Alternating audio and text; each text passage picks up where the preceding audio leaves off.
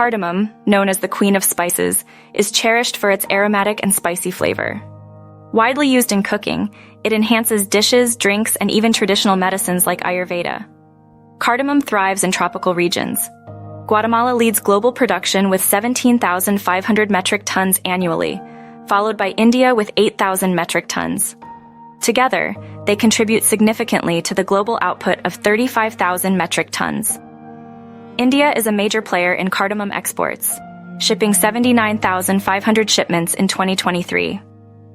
With 3,433 exporters and 11,220 buyers, India exported cardamom worth $155.1 million. Key markets include Saudi Arabia, the United States, and the United Arab Emirates.